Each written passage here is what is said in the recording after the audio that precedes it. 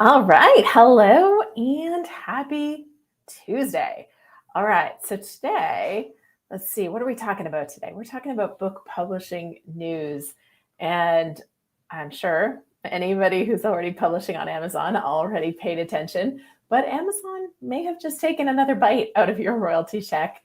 And of course, AI quietly reshaping how you're publishing, promoting, and profiting from books. And we've got more news for you on that. And something I've been diving deeper into lately is something called liquid content. Something we've already talked about, but now we've got a cool name for it. So I'm kind of excited about that. So we're going to talk about liquid content today. So welcome to today's live stream.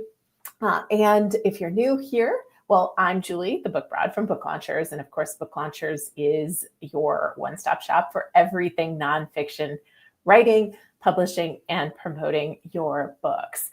And if it's your first live stream, well, in case you haven't already figured out from Darla and Kevin, you say hello. And then you don't know this yet, but you get entered to win some fabulous prizes. So, and Jeremiah has just said hello as well. Hello. And so everybody who says hello when they're live, we enter you into some random draws. And then as well, we also have draws for every Tuesday and Friday when a video comes out. If you are one of the folks that comments on the day a video is released, you also get entered to win. So it's Prize-a-Palooza. And then Angela, who you can't see, but I can see her, she's hiding behind the scenes, waiting for the moment where I send her off on a link hunt or a prize hunt, or she's collecting your questions in the comment area. So if you have questions, go ahead and type them in the comments. If I see them, sometimes I just stop what I'm doing and I answer them, but Angela collects them all for you.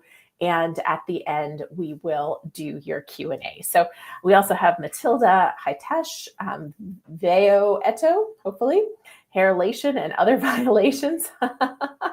I like that. That's great. Coming from Canada, which is great. Always love my fellow Canadians. Okay, so lots to cover today. We'll dive right in, and Dorothea's here too. Hi, great to see you here. Okay, so as I said, let's start with KDP. Most of you who are already publishing on Amazon probably already know this, but they did make the announcement that royalty rates for books under $9.99, and this is for print books, they will drop what you get paid from 60% to 50%. And this is starting June 10th, so it's just around the corner. Now, really, for the average nonfiction author, I don't see this as being something, sorry, there's a pop up here. I'm just going to get rid of it. I don't see this affecting you too much. Who I think is going to affect is if you had a cookbook, not a cookbook, a coloring book, a workbook, or kind of more of a lead magnet style book, so a shorter read that you were pricing under $9.99. This is going to impact you. And there's a couple things if this is going to impact you. So if you have a print book on Amazon and it's priced at $9.99 or less, then, here's your choices. Leave it and just make less money per book sold, or raise your price. Now, generally, I would say raise your price because I think most categories, again, we're talking nonfiction books here. Most categories, you're going to see your print books. They're priced $12.99 to $14.99 or even higher, again, depending on your category. So if you're in a category where the average book is priced at, say, $16.99 and you're at $7.99, you might think your book is now the obvious choice because it's so much cheaper, when in fact people probably look at it and go, oh, it's cheap, so it must be cheap. So you probably are better off to raise your price anyways. But that's just something, those are kind of the two choices. Leave it, but do it strategically. Don't do it because you're lazy or you forget about the date. Be active in your book business. But the other choice, of course, is to raise your price. Now, the other thing they've done is not a price increase. It is a price decrease on color books. This could be a good thing because I know one thing our authors struggle with is we have some authors who want color pages in their book. And after they do the math, they either decide not to, or they go, oh, well, I really need this book to be in color. So I'm going to do offset instead of print on demand. which means they order a bigger bulk of orders, and then they have to set themselves up to sell them on Amazon, not through print on demand. So it's a lot more work. It's a bigger pain in the butt, and they have to upfront the costs. But sometimes color printing is just so important that that is what they need to do. However, many authors just choose to price their color printed book and not make very much money at all. So hopefully the price decrease on color printed pages will make it more affordable or appealing for not only the authors, but also the buyers that would be buying and reading the book. So it's not a huge change. And I think it's not, if this is what Amazon needs to do to boost their profits without impacting everyone, I think it's a good choice. I'm okay with it. But again, I really want authors just to be aware of it and make conscious choices for their book business. Don't just passively let this change go by and not do anything about it. So that's my main message in this. Now, let's see. I saw a few more people. Ron Neitzel's in the house. Hello. So good to see you. And Eric is here. Great to have you here. And it said, Ron said, I'm back to work making the world green. That's fantastic. Of course, if you don't know, Ron is one of our book launchers, OG authors.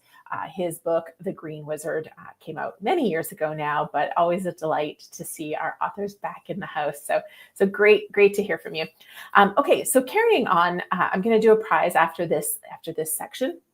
So if you haven't said hello yet, that's your chance. But I want to talk about, did you guys hear about the AI generated summer reading list? And actually I didn't make a note of what newspapers this appeared in, but I think it was like the Chicago Sun-Times, maybe, or Philadelphia Inquirer. I can't remember. Or maybe it was both. I don't remember. But what happened, I do remember, and that is the author of this article used AI to generate her summer reading list and didn't check it. And AI made up some books. So there was a book by Andy Weir, The Last Algorithm. It doesn't exist, but it's on our summer reading list. The Tidewater Dreams, I don't remember who that was by, but it was made up.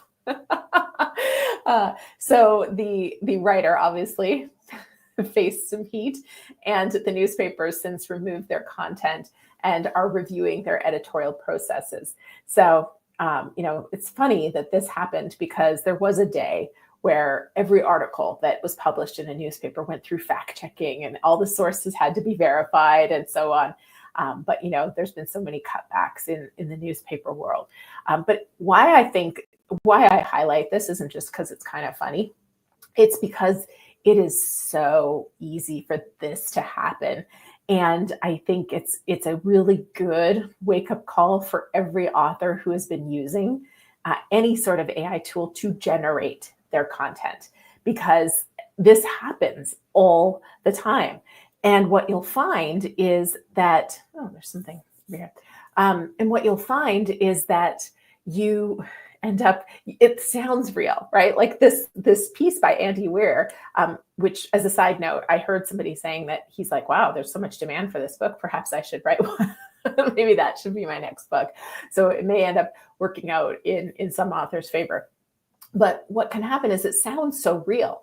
And if you don't not only read it, but double check what it is, then you could end up with some sort of embarrassing situation of your own.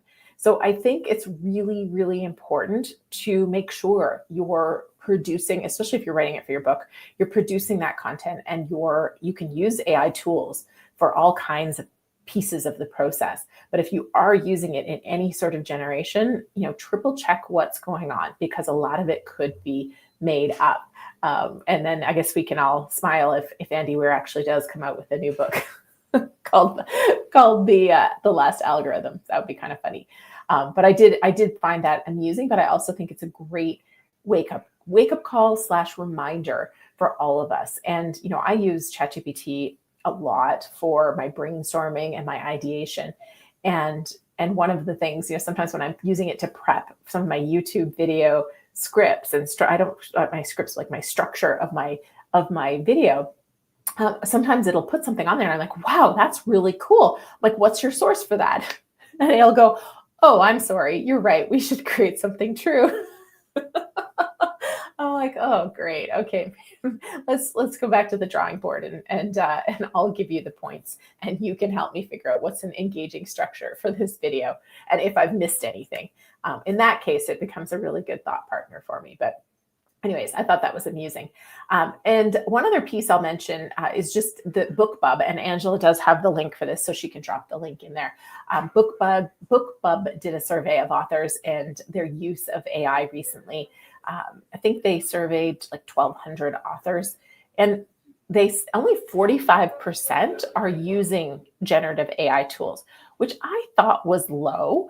So I'm kind of curious, and we don't have a ton of people here today, but maybe in the replay when the other hundreds of you are watching, I'm curious, and maybe this is a fact of people don't want to admit that they're using it, or maybe it just really is less than half are using them in some capacity, right? I'm not asking if you're using it to write anything, but if you're using it in anything related to your author business. And only 45% said they were. And so I'm curious. So of those watching live today, I suspect a lot of you are, partly because you're here and I talk about it all the time. But I am curious if you are using it in any capacity. Besides Grammarly, I don't mean are you using Grammarly to check your work? I mean, are you logging into tools like Descript or ChatGPT or Claude, or do you use Perplexity or Grok or any of those tools? I'm curious. So, no judgment. This is a safe space, but I am curious. So please share in the comments. And if you're watching the replay, share in the comments as well, because I did think this was light, but maybe that's just me because I've been using it. My team has been using it for so many years now. And we just had AI Tuesday. So we have somebody at AI Tuesday in our company. Somebody teaches everybody else either how they're using it or a new tool. And it's really fascinating to see the different applications and the different thought processes going into it, and also the different jobs in our company, like how our cover designer is using it and approaching it versus how today we had a presentation from somebody on our team who's a writing coach and a writer, and how he uses it for, capturing the author's voice, or could use it to capture an author's voice. He's not necessarily using it with our clients, but he was showing an example of how he has played with it and done it. So I think that's, for me, it's an everyday thing. So 45% seem light. They said 30% use AI occasionally, while 60% of that 45% are using it frequently. That makes sense to me. I think, a lot of people aren't going to have it integrated into their everyday existence like I have. So 60% sounds right to me for using it frequently. Now, of those not using it, 84% cite ethical concerns as the reason, which I also thought was interesting. There's definitely some foundation for that, but a lot of the tools are not, they've been trained, but there's different methods that have been used to train the data and so forth. So I get the ethical concerns, but that was an interesting reason versus not wanting to learn the new tech or not understanding it, or some of these other reasons. So it was just an interesting study. So that study, I think Angela already put in the comments if you want to check out the study by BookBub. The tasks that people were using it for, research, which, to me is a no-brainer. Of course, the challenges mentioned, if you were using something like ChatGPT, even Perplexity, which is really geared towards giving you resources and sources, I find that it does make stuff up from time to time too. So you're always checking things, but fantastic way to organize your research and dive deeper into things that you wouldn't have considered otherwise. Marketing is huge, and this is somewhere we've leaned into heavily, and we have our own software and our own summit coming up. So I've got an announcement for everyone here. If you haven't already seen the video I posted on Sunday for our author launch kit, our summit that we're using to launch our author launch kit, the Future of Book Marketing Summit, which is happening June 19th to 21st. We're leaning heavily into all things AI for marketing. And of course, outlining and editing. I had a video that I posted, was it last week? I think it was last week, but Angela, if you can find it, on how to write your best-selling book with AI. It talks all about different tools, and I take you through not just, one, I use multiple tools to show you how to create an outline for a book in, 30 minutes or less. So, and it's a really powerful outline and different processes. So that would be a great video to post, and I'll put it in the comments below or in the description below if you're watching after. All right, let's do some prizes. And then I want to see, I want to spend a little bit of time on this liquid content piece because I thought that this was fascinating when I heard this term. And as I've dove into it, I've really had fun kind of learning it and realizing that it's something I've been talking about without knowing that it had a name, a cool name like liquid content. All right, so let's do some prizes. Let's see. What did Bart say? Agents using query tracker are forcing revelation of use of AI in any capacity, so it's discouraging. Agents using query tracker. I don't know what query tracker is. I think that's part of why I don't quite understand that statement. But okay, let's see. Okay. Sorry, I'm trying to share my screen here. Let's first do the Tuesday and Friday to give everybody watching another minute to comment. Oh, I have way too many screens open.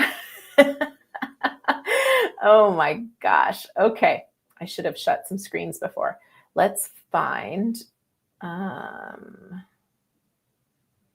okay. Hold on. I'm gonna have to close some screens so I can find the screen with the with what we need here. So Angela, do you want to come in? And I don't know if there's any questions you can answer or anything you can do for a sec while I clean up all the things that I have open. Yeah, sure. So one of the things I can do is I can talk about what the prizes are since she's about to be giving them away. So we still have plenty of books to give away. I won't go over all the names of them just for time's sake, but if you're interested in one of the books, I have some of our authors' books, some really fun ones. I can send you the list of what we have. Of course, we also have Self-Publish and Succeed, Self-Promote and Succeed. We've got Rise of the Reader by Nick Hutchison, another one of the authors we have worked with. I have a few more of Dale Roberts' books, the first one of his series of 6. And then additionally, I do have some swag that is our hashtag No Boring Books mug, as well as our Oh So Soft journal. So lots of swag to choose from still. And like I said, if you are interested in the books that are aside from Julie's books, let me know. You can email in and I can let you know what I have on hand. Looky there, perfect timing. Thank you. That was beautiful. Thank you. And so what I did today, I did something different. I loaded it into our names into ChatGPT. So everybody who commented on the Tuesday and Friday for the last 2 weeks, when new videos came out, I loaded it all in here and I asked it to do something fun in a book themed approach for the names. So let's see, it's taking a moment, but I'm curious to see what it's going to come up with instead of our random name picker that has so many ads all around it. I'm going to create an embedded name picker of our own. And so I'm going to play with ChatGPT over the next little bit and find a way to do this so that we can have something that's our own theme that we embed in our site so that when we do our author launch kit summit, we're going to have some really fun things. But this is like a slow reveal, isn't it? It's like the drum roll is playing and somebody's name is getting put into an image and it's slowly being revealed little bit by bit. Oh, this is fun. All right. So we'll see. And then we have to do this again because we always do 2. Yeah, I'm gonna make it my own GPT, Eric. That's exactly what I'm planning to do. And then I'm going to embed it in a page that is our page for this. And so that's what I've been doing. I've been having fun with this, but you guys are the first to see it. So it says turning the page to reveal H. Garrick, I would assume, as our first winner. And it says this author's chapter is about to change everything. So congratulations. And what you need to do to claim your prize is email Angela at team@booklaunchers.com and let her know which prize that she just kindly explained for you is your choice and your mailing address so that she can send it to you. All right, so we're going to do that again, and it's already programmed to remove it. And okay, let's go for the next one. Okay, so another slow reveal is coming up. And while it's doing that, I'll see what else you guys are talking about. Once I get the results I ask now, make this into my own GPT. Exactly. And that was pretty fun. So you guys tell me if that's what you want to see as our future prizes, or if you have other ideas. I think that's great. And then I saw a question, Kevin said, should we change our prompt to tell it, give me XYZ, but do not make anything up. Yes, that helps, but it's not always 100% because it will still make things up. So asking for sources, I think, oops, did I open up the wrong? Oh, whoopsies. Let's go back over there. It's still reviewing. Yeah, it's asking for sources also helps. Provide the sources for what you've asked. But here's the thing. I was using it. So I was prepping my video for Friday, the Find Away Voices, the news on Find Away Voices by Spotify going away, which, Angela, if you want to drop that in here, if anybody's using Find Away Voices, you'll want to pay close attention. You've got till August. But what I found was I was trying to get it to review the terms and conditions for me, and it still made things up. And I was reading through it, its summary and its highlights, and I was like, can you point to the exact place in the terms and conditions where it says that? And it was like, oh, I'm sorry. I can't remember its exact words, but it was basically, oh, I didn't extract it from the terms and conditions. I pulled it from something else. And what it was doing was it had pulled from, it wasn't totally made up. It had pulled it from the history. So if you remember the drama with Find Away Voices, when they turned that terms and conditions out and they had that clause in there that basically gave them all the rights, it was sourcing that. So it wasn't making it up, but this is not true, right? This is not true of the Find Away Voices by Spotify, which was the authors by Spotify or Spotify by authors. You know what I'm saying? It wasn't true of this. So it wasn't making it up, because this did happen, and this is something that was under Find Away Voices by Spotify at some point in history. However, it was not true of today.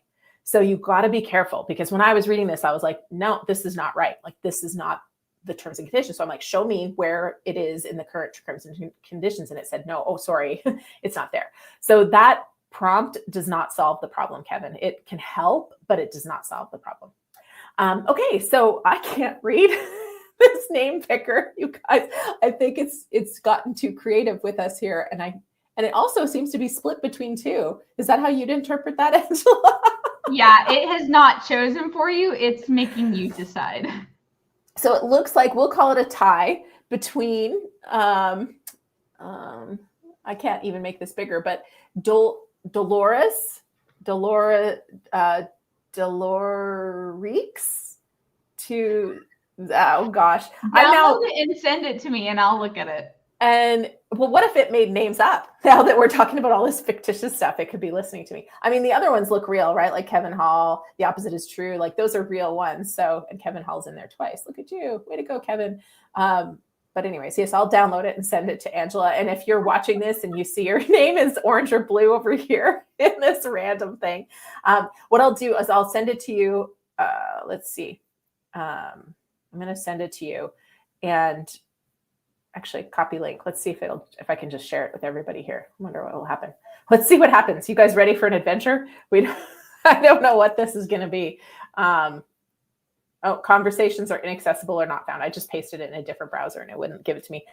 Okay, I will try and send it to you, Angela, and maybe you can see it and download it from there. Well, that was fun. Okay, so, it says, Eric, save the image and then ask GPT to read it for you. Yeah, okay. Okay, I'm going to ask it again. Who is the actual winner? That was fun. So that one is not going to be my GPT because that did not help me at all. So it's okay. So here's the funny part. It said the winner was Heath Eero 2263, which wasn't even. I'm just going to share my screen so you guys know I'm not making this up here. See, so then it gives me this name, which wasn't even one of those two. Oh, but it did say it below. So that's the thing. Okay. So it said it below and it just gave me a cool picture. I guess that's what it did. All right. There we go. So this is the winner. It's either Heather O 2263 or Heath Hero or Heat Hero 2263. I'm not sure which one is true, but what is true is you're the winner. So email Angela at team@booklaunchers.com and let her know the prize and the mailing address that you would like it sent to. Whew, that was fun. Okay. there. And I think that was an adventure. Eric, thank you for trying to translate it and figure it all for me. But the answer was there right below. I was just looking at the image. All right, so back to this thing. So liquid content. This is this word that I've heard a couple times, and then it was in Jane Friedman's the bottom line. I can't remember what her new. She replaced the hot sheet with something. I think she calls it the bottom line. And there was just a little paragraph mention of it talking about how AI is enabling liquid content. And I thought, oh, this is cool. This word liquid content, I'd seen it once before. And then she had it. So it's exactly what it sounds like. It's kind of a format-free content. So it's fluid, right? It can be text, it can be video, audio, infographic, podcast, simulation. And it's really a cool kind of way to think about your book, because your book becomes the foundation for this liquid content, right? So you've worked hard to create all your ideas, share your stories, come up with your concepts, and now you can liquidize, not liquidate, that's not the right word, liquefy, that's the word we're looking for, liquefy your content and share it massively. And I think that was a cool kind of way to talk about how we've always talked about repurposing, right? Using your content and then repurposing it. And the article, which Angela has, and she'll drop it in there. I think, I can't remember what format it was in, but it was really cool because it talked about how the medium reshapes the message. So it talked about TikTok's dynamic use of dynamic captions, and how it didn't just make videos more accessible, it changed how people watch videos, because a lot of us will be watching videos in public and not want the sound on. So now with the captions, you can have silent public viewing. And you can view these videos, TikTok, now the shorts on YouTube, or the reels or stories in Instagram, you have captions, right? You're rarely going to have a video that doesn't have captions, because people aren't going to engage with it as much. Another way to look at it is Spotify's approach to audiobooks, which they're treating them more like music, not books, which means you can listen to a chapter, right? So just like an album, you don't have to listen to all the songs. You listen to your favorite song or the most popular song.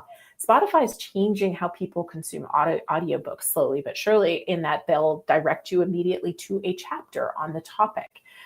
It also makes it easier for listeners to sample and engage with authors they may not have checked out otherwise.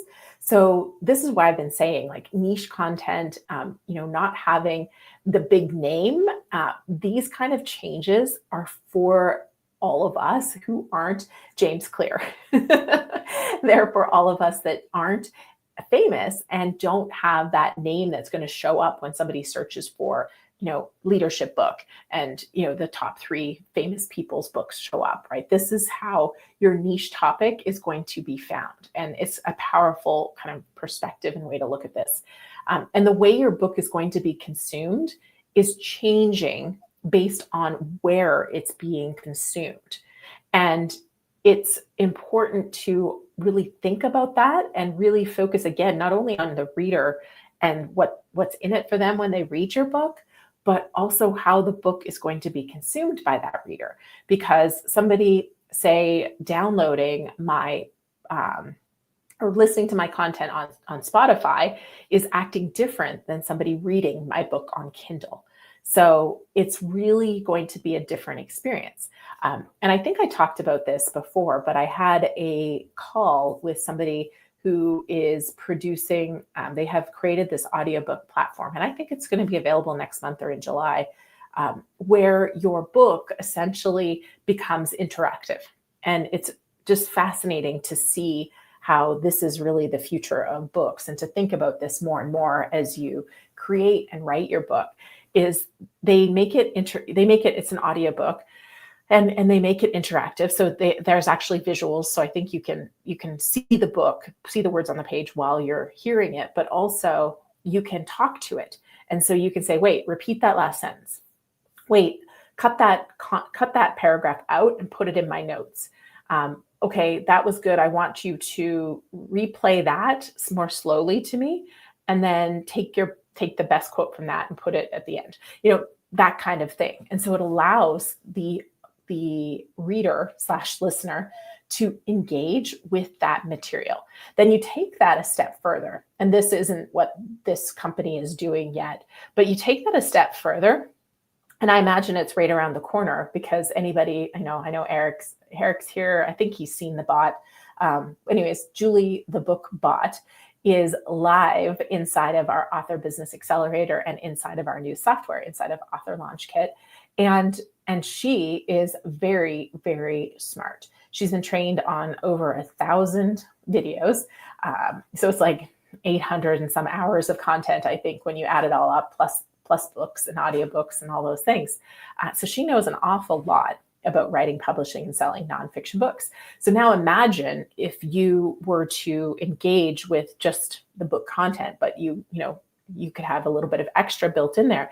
And so then you can pause and you can go, wait a minute, I don't understand this concept. Can you explain it to me? And that there's a bot behind this that's been trained further on this material. You can start to see how the applications are going to be really, really fascinating, but also how this liquid content is something to keep in mind, because readers are not just going to sit there and statically turn pages and read books for that much longer. I do believe the physical book is going to be around for a lot longer than that, but I think this desire to engage more fluidly with the content is here, and the technology is here. And so it's just a matter of putting it all together.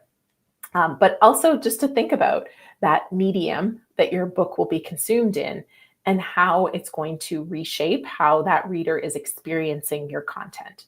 So, and then also, other things that can be done with your content, could be have a narrated executive summary. Of course, podcasts, you could turn it into a podcast. Notebook LLM already does a beautiful job of this.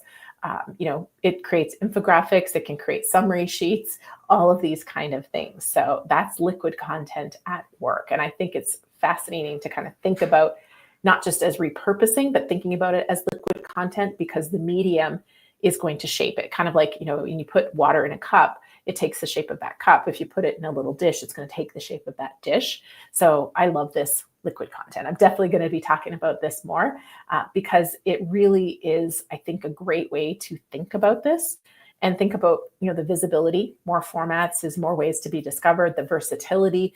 You can reach video, people who normally only consume video content or only consume podcasts or only consume written. You're going to be able to reach your reader, and I say reader very loosely, wherever they are and whatever format they like to consume. And then, and this is what I've been talking about for a long time, is your book becomes 12 months of content, right? You've got a whole year of content. There's no excuses. So I think that that's kind of exciting. And then, of course, not only does that give you more impact, but it gives you more income opportunities because you've got more entry points into your business funnel. And not everyone starts with a paperback. So this is great news. And not everyone's going to have a whole book that they want to consume in order to learn more. But by learning that one thing you teach, they may want to hire you or have you speak or take your course as a result of that. So it's kind of cool. And if you are looking for more ideas for turning your book into all of these content pieces and promoting yourself, that is what we're talking about at the Future of Book Marketing Summit, which is happening June 19th, 20th, and 21st. You can get yourself registered right now. I heard from somebody, Kitty, today, actually, that the Apple link wasn't working to add it to your Apple calendar, but we're getting all of that organized and we'll be sending you emails to also add it to your calendar, but you can get registered right now. And it will be happening from 9 a.m. to 1 p.m. Pacific Standard Time on the 19th, 20th, and 21st. And we've got some really, really great prizes that you have to be there live to get a chance to win. So, all right. So, and Angela just dropped it in there. So now I'm ready for some questions and we'll do some prizes for those of you who are here live. So, all right, there we go. Mark Edwin. Hello, my dear. Thank you for all of the YouTube videos. I've seen a lot. As I have IT issues, can you recommend a user platform? Canva frustrates me. So I don't really use Canva either. I still use humans to design my stuff. I send my stuff to designers. For a platform, you say, can you recommend a platform? If you're mentioning Canva, I assume you mean design, but you might not. So can you clarify for me what you mean by recommend a platform? And are you talking about a design platform or something else?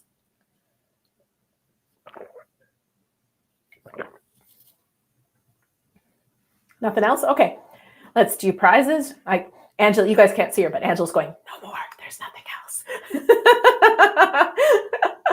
Okay, so let's see if I can find, here we go. Okay, so everybody who's made a comment so far, you have been entered to win. And Jane Johnson said, I love Canva. Yes, Shane on my team is a Canva wizard. I think there's quite a few people on my team that love Canva. I don't have the design ability, like where I could see a design and go, wow, that's great design, but I can't make the design great. So I think that's why I don't like it. So here we go, book launchers. Let's see who is here today. We have 20 people who have said hello and entered their name in. All right, here we go. Reba, congratulations, Reba. Angela will let you know there's books. There's a little bit of our hashtag No Boring Book swag, and you just have to let Angela know what you would like and where you would like it sent. All right, so we're going to draw one more time for everybody who is here. Let's do one more draw. See who our other winner is.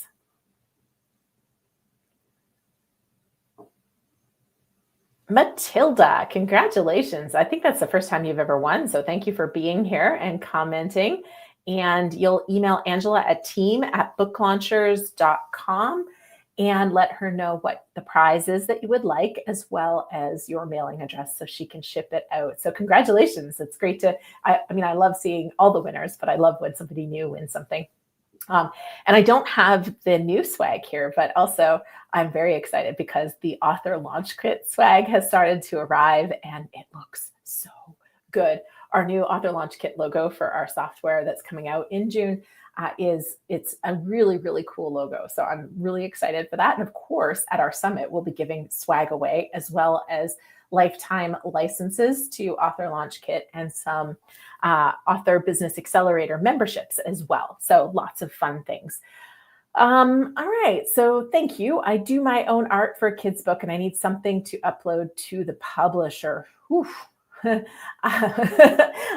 got me there. I don't really know. Especially for the kids book. So Dale Roberts, he's published some stuff on kids books and he may have some suggestions, as well as April Cox. Her website, maybe Angela, you can find her. It's Little Labradoodle is April Cox's website. So you could put that in there.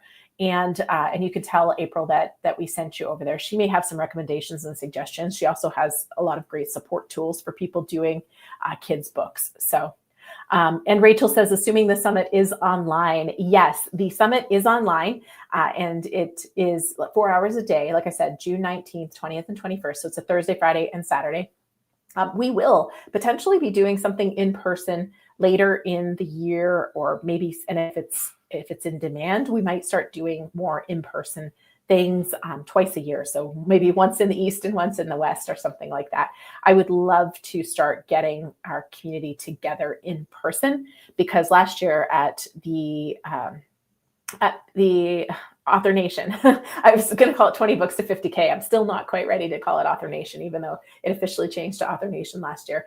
At Author Nation, it was so fun and really cool to have our authors get together at Author Nation. And in fact, 2 of them just became like instant besties, which I just love to see the relationships form so quickly in person. So that got me thinking that once we got through this software launch, that something live and in person might be a cool next step for us. But first, let's do this live summit. So join us there, and we'll have a lot of fun. The content's going to be great. We have some guest speakers, and then we're producing, Shane, Sarah, and I on my team.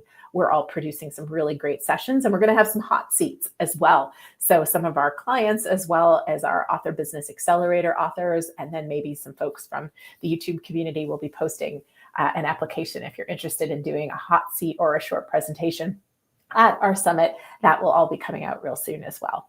Let's all meet in Northern Canada in February. That's a really great idea if you like being cold.